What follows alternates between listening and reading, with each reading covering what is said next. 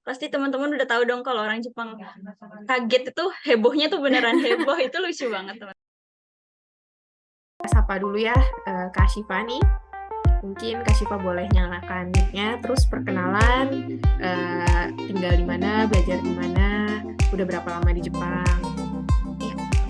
Halo, mohon maaf sebelumnya tadi ada kendala, soalnya aku lagi istirahat kerja, jadi sebenarnya tadi tuh waktunya buat prepare agak mepet dan nggak sengaja, ternyata kurang cek lagi, terus ada kendala di join Zoom meetingnya. Sekali lagi mohon maaf teman-teman.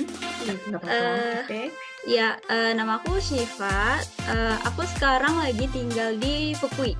Fukui itu deket-deket sama Osaka lah ya. Karena kayaknya teman-teman juga jarang denger ya nama Fukui. Biasanya kan Osaka, Kyoto, atau Tokyo yang kayak gitu-gitu ya. Nah, di sini aku udah 1 tahun sih sebagai murid di sekolah bahasa jadi sekolah bahasa ini sekolah bahasa khusus yang dia itu dimiliki sama sekolah Kaigo, Semongako Kaigo. Jadi aku belajar bahasa Jepang buat nanti lanjutnya langsung di Semongako Kaigo yang ada di Fukui. Kayak gitu. Terus ya sekarang juga sambil part-time sebagai Kaigo di perusahaan yang ada di Fukui juga. Oh, mungkin boleh dikasih tahu, dijelasin secara gampang, itu Kaigo tuh apa sih, Kak? Iya, teman-teman tuh kayaknya yang di Indonesia udah sering dengar Kaigo, tapi kayaknya suka bingung Kaigo tuh apa gitu. Kaigo itu secara gampangnya biasanya di Indonesia itu dijelasin sebagai perawat lansia. Nah, di Jepang itu perawat itu ada 2. Ada perawat yang biasa kayak yang di rumah sakit, yang kayak kita bisa temuin di rumah sakit, sama ada perawat lansia. Nah, kalau perawat yang di rumah sakit itu namanya Kanggo Fukushishi, dan kalau misalnya perawat lansia itu Kaigo Fukushishi. Teman-teman udah tahu dong kalau di Jepang itu ibaratnya banyak lansianya gitu, banyak orang tuanya. Nah, mereka itu butuh tenaga kerja yang lebih banyak gitu, karena orang tuanya lebih banyak daripada anak mudanya. Nah, jadi kerjaan Kaigo itu bisa di panti, bisa di rumah sakit, tugasnya itu ngerawat lansia. Sama kayak perawat umumnya, tapi pasiennya itu lansia, kayak gitu. Spesifik ya. Oke, baik. Mungkin kalau ada yang bisa di-share tentang kehidupan Kak Syifa selama ini, bisa dikasih lihat. Nah, tadi Kak Evan juga udah sempat sharing tentang kehidupan dia sama di Jepang. Udah jawab pertanyaan juga. Nah, ini pertanyaan yang sama saya mau tanyain ke Kak Syifa nih. Kalau buat Kak Syifa sendiri, sebelum pergi ke Jepang, sebelum berangkat untuk sekolah ke Jepang, hal apa yang paling dikhawatirkan? Aduh, kayak nanti di Jepang takut begini, takut begitu gitu. Jadi tuh ya yang pertama kali aku takutin adalah aku tahu kalau di Jepang itu Muslim itu masih minoritas ya. Jadi ketakutan paling besar itu susah nggak sih nanti nyari makanan atau nyari komunitas-komunitas Muslim yang ya kita tahu Muslim itu banyak pantangannya, yang paling besar itu di makanan kan. Dan itu penting banget buat menunjang kehidupan di Jepang. Nah, itu yang ditakutin sih. Tapi ternyata pas nyampe di Jepang, wah, bahkan Fukui ini kan agaknya jauh dari kota besar gitu, tapi ternyata ada loh toko-toko Asia yang jual makanan-makanan halal. Jadi pas nyampe di Jepang tuh kayak, oh ternyata aman ya di Jepang itu, Muslim friendly juga gitu. Nggak sesulit itu gitu ya. Ternyata gitu. saya di Jepang tidak mati kelaparan gitu ya. Bener Kak, bener banget Kak. Baik, berarti Syifa sering masak dong ya berarti? Iya, kalau aku masak sendiri. Oke. Makanan apa yang paling Syifa jago? Oh iya, kebetulan aku agak nggak bisa makan makanan Jepang karena kebanyakan yang mentah atau setengah matang. Jadi aku biasa masak masakan Indonesia sih Kak. Oh, oke. Tenang aja, bumbunya ada semua di Jepang. Oke. Baik, berarti kekhawatiran yang tadi yang Syifa takutkan itu tidak terjadi ya? Iya benar. Oke, terus kalau pas udah sampai di Jepang nih, tantangan beradaptasinya tuh bagaimana? Apa yang paling susah mungkin untuk Syifa beradaptasi gitu? Yang paling susah itu yang benar-benar kerasa adalah karena aku sendirian kesininya, dan ternyata di sekolah bahasa itu kan kebetulan sekolah bahasanya baru buka. Jadi dia itu belum ada mahasiswa luar negerinya lain selain aku waktu itu. Jadi benar-benar sendirian kan. Ya kalau bisa dibilang sih kesepian. Tapi tenang aja, akhirnya aku nemuin komunitas teman-teman Indonesia atau komunitas-komunitas teman-teman Muslim yang dari Malaysia yang kayak gitu. Itu mah pelan-pelan nanti bakalan ketemu. Tapi yang paling besar itu yaitu sih kesepiannya, karena kan bingung ya, nggak tahu apa-apa di Jepang, nggak ada temennya, mau nanya ke siapa. Jadi aku selalu nanya ke Kamalia, teman-teman. Oke. Oh, terus cara dapetin komunitasnya tuh kemarin gimana tuh? Ya, jadi tuh dari awal tuh aku cari-cari dulu kan, kayak ada nggak sih komunitas pelajar di Fukui gitu, yang orang Indonesia, dan ternyata banyak. Ini juga sebenarnya termasuk keberuntungan sih, karena ternyata di Fukui itu ada restoran Indonesianya teman-teman, 2 restoran Indonesia, dan dari situ aku bisa ketemu banyak teman-teman, nggak cuma dari pelajar, tapi dari pekerja-pekerja yang di Fukui juga. Oh, oke. Jadi mungkin kalau misalkan misalkan di sekolahnya atau tempat kerjanya nggak ada orang Indonesia, terus kangen berinteraksi sama orang Indonesia, mungkin tips and triknya adalah datang ke restoran Indonesia kali ya? Bener banget, restoran Indonesia itu penting banget. Di situ koneksinya bisa lebih luas. Oke, baik. Ini berarti pengalaman Kak Syifa nih bisa dibilang sangat berbeda dengan Kak Evan yang tadi. Karena Kak Evan tadi tinggal di Tokyo, terus kebetulan sekolahnya juga ada lumayan orang Indonesianya gitu. Jadi kalau Kak Evan tadi dia sempat khawatir, Kak Evan tuh paling khawatir tuh di Jepang tuh kesepian gitu. Tapi ternyata pas dia sampai ke Jepang tidak sulit mencari teman-teman karena di sekitarnya adalah gitu orang Indonesia. Nah, kalau Kak Syifa justru kebalikannya ya. Datang nggak ada orang Indonesia, jadi harus cari sendiri, tapi ternyata untungnya habis itu tadi cari komunitas, terus ketemu di restoran Indonesia, sehingga akhirnya sekarang udah nggak kesepian lagi kan ya Kak ya? Iya, udah nggak kesepian lagi. Oke, baik. Nah ini saya mau share PPT-nya Kak Syifa sebentar ya. PowerPoint-nya cuma aku isi sama foto-foto aja sih, jadi nanti kalau butuh penjelasannya nanti aku jelasin. Iya, nanti sambil jelasin aja, nanti bilang aja sama saya next kayak gitu ya. Iya. Oke. Nah, kelihatan?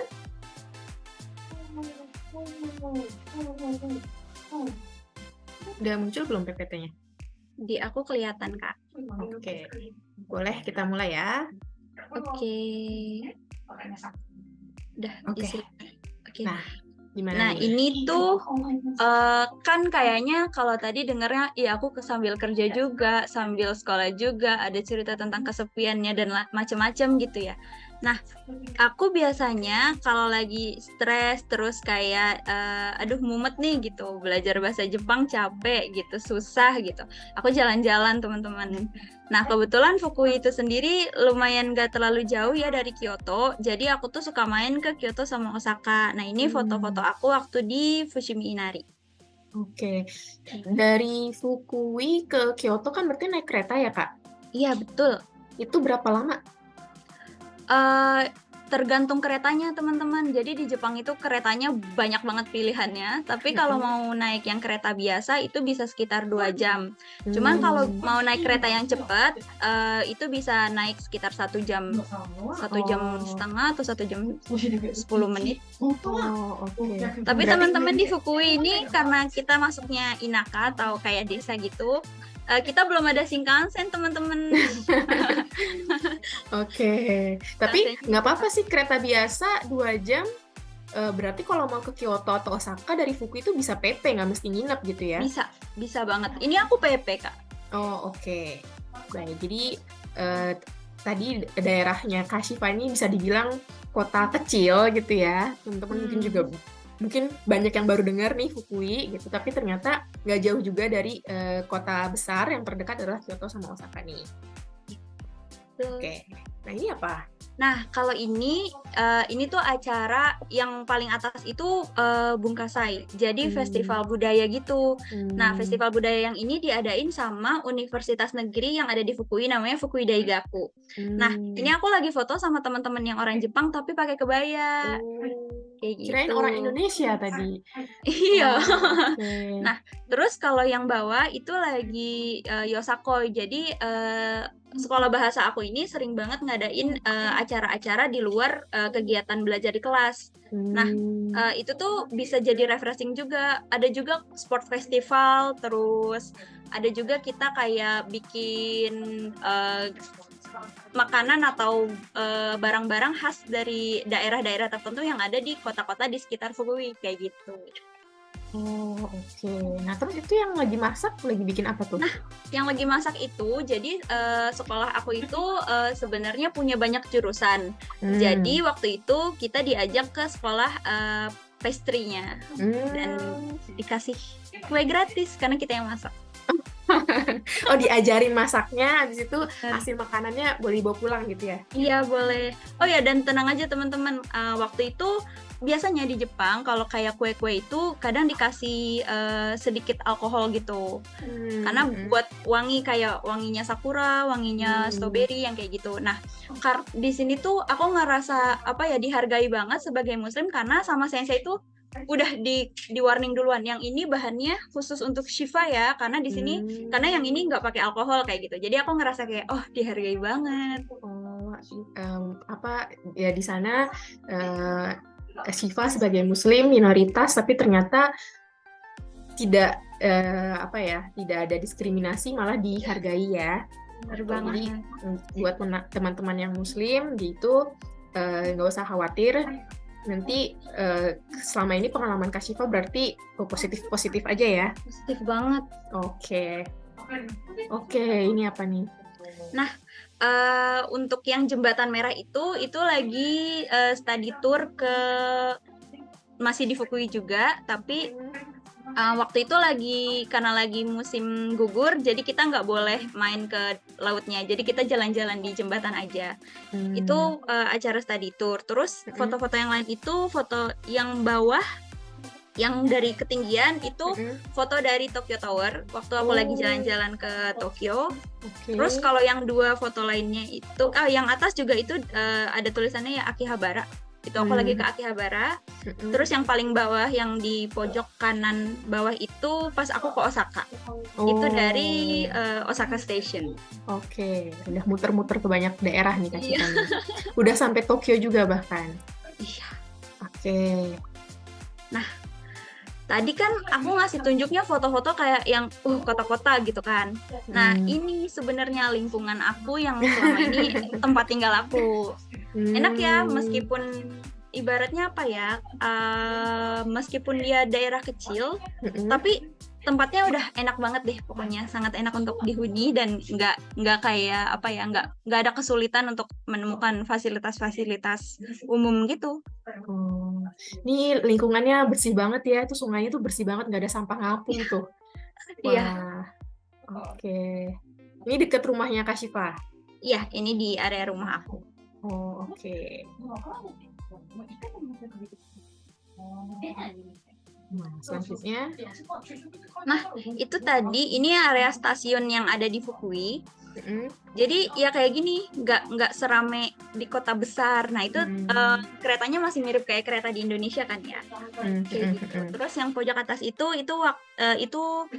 gym di sekolah aku. Oke. Yang ada bendera Jepangnya ini ya? Iya, betul. Oke. Kayak gitu deh, teman-teman. Nah, wah, makanan semua nih. Nah, iya makanan semua. Nah, ini salah satu yang tadi aku bilang contoh-contohnya, kayak kita bisa nyoba-nyoba makan yang untuk teh itu di atas, yang ocha itu acara study tour, terus yang di bawah ada kue itu acara Christmas party. Kalau di Jepang ada Christmas party-nya di sekolah, tapi itu bukan acara keagamaan, jadi katanya nggak apa-apa ikut aja gitu. Iya, Jepang itu bisa dibilang ini ya teman-teman, mereka tuh nggak punya agama. Jadi kayak Christmas party itu mereka tuh lebih ke jadi kayak pesta gitu. Orang Jepang tuh sangat suka pesta, makanya tadi ada bonenkai gitu ya, acara akhir tahun. Terus tadi kalau Kak Evan ada acara awal tahun. Nah ini Kashifa ada acara Christmas, itu semuanya lebih ke perayaan. Terus yang ada croissant di belah itu, nah itu acara waktu di restoran Indonesia yang ada di Fukui. Iya, namanya Fukui Jakarta Food. Di situ aku kenal banyak teman-teman karena kan daerahnya juga restorannya itu deket sama Fukui Daigaku. Jadi aku bisa ketemu sama teman-teman pas lagi kita kumpul, kita makan-makan di situ sambil aku join masak bareng kayak gitu. Nah ini nama festivalnya Jakarta Fukui Jakarta Food. Fukui Jakarta Food tapi kuenya dari Praris ya. Oke. Kirain yang jual onde-onde atau kue rani. Ternyata pastry. Oke, baik, nggak apa-apa. Tapi tenang aja, kalau kangen rendang ada rendang, kalau kangen geprek ada geprek, kalau mau cendol ada cendol, ada semua makanannya. Di restoran Indonesia ya? Betul. Oke. Nah, ini aku melewati 1 tahun dengan pergantian musimnya di Jepang. Pemandangannya cakep-cakep banget. Cuma dengan ngelihat jalan aja itu udah bentuk refreshing menurut aku. Oke. Musim apa yang paling berat buat Kashifa? Yang paling berat sebenarnya musim panas.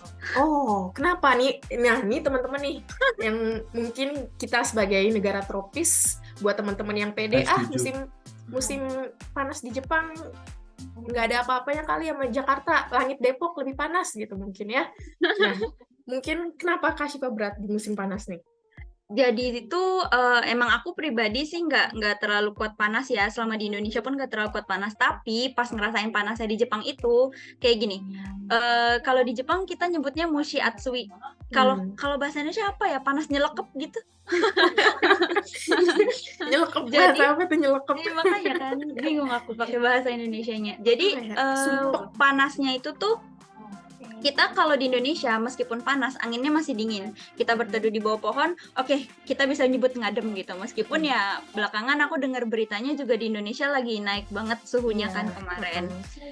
Dan masalahnya ya itu sih, kita jadi aku nafas aja anginnya panas gitu loh. Jadi kayak aduh nggak kuat gitu.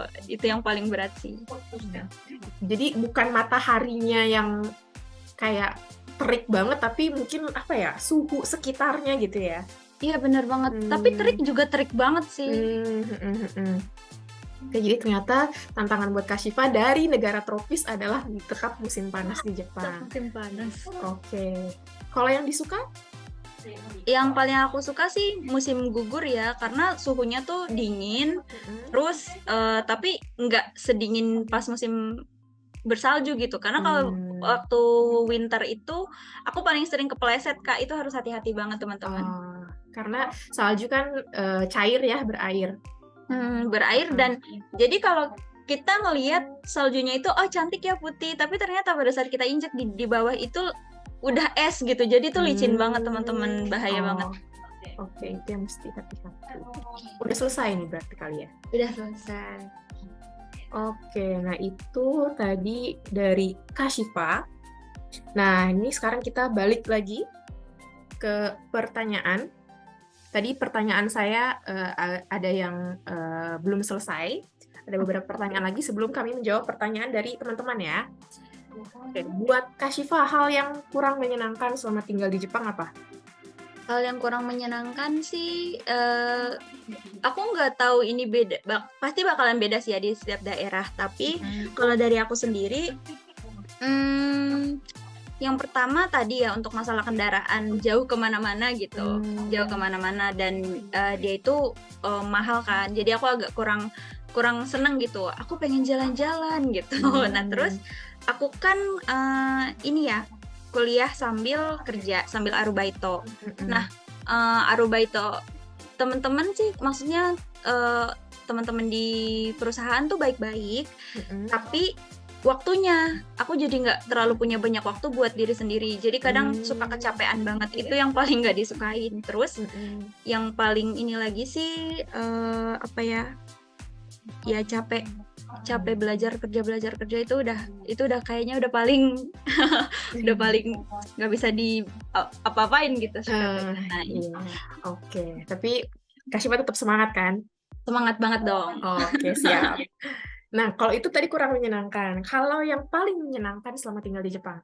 Yang paling menyenangkan itu karena aku suka banget tentang Jepang ya, jadi banyak hobi-hobi aku yang bisa tersalurkan, itu yang pertama. Terus yang kedua, aku bisa punya banyak kenalan orang Jepang juga. Itu seru banget. Oke, berarti punya kenalan orang Jepang, latihan bahasa Jepangnya jadinya lumayan sering kepake dong ya? Lumayan banget. Oke. Terus perubahan pribadi yang dirasakan antara sebelum dan sesudah merantau ke Jepang? Yang dirasain sih lebih ke apa ya, kalau dulu aku jadi lebih bisa mengekspresikan diri mungkin. Karena kan aku bukan ada di tempat yang dimana semua orang itu kenal aku ngebangun apa ya, image diri yang baru. Jadi kayak aku riset nih pandangan orang-orang di sekitar aku, dan aku jadi bisa lebih bebas mengekspresikan diri. Oke. Karena ketemu orang-orang baru harus perkenalan lagi semuanya dari awal gitu ya. Bener banget. Jadi buat teman-teman yang ingin ganti image gitu. Bener banget. Mungkin yang bisa di Indonesia image-nya kurang bagus, mungkin bisa ke Jepang untuk ganti image ya. Tapi harus berubah juga sikapnya. Jangan tetap kayak yang dulu gitu. Kalau mau berubah jangan cuma di luarnya aja, tapi benar-benar dari dalam dirinya juga harus diubah. Oke. Nah, terakhir kalau dari saya, pengalaman menarik atau lucu yang pernah dialami? Pengalaman menarik atau lucu, jadi paling pas ini sih ya, pas teman-teman Jepang itu tahu kalau aku tuh hobi tentang Jepang-Jepangan gitu. Aku suka cosplay, terus suka anime kayak gitu. Nah, mereka tuh kayak, hah, iya kah gitu. Kayak aku pikir itu hal biasa di Jepang, tapi ternyata mereka juga seheboh itu gitu. Jadi kayak lucu ya gitu. Apalagi kalian pasti teman-teman udah tahu dong kalau orang Jepang kaget itu hebohnya tuh beneran heboh. Itu lucu banget teman-teman. Oke, ternyata tidak semua orang Jepang itu suka anime kali ya. Tidak semua orang Jepang itu suka cosplay mungkin ya. Oke, baik.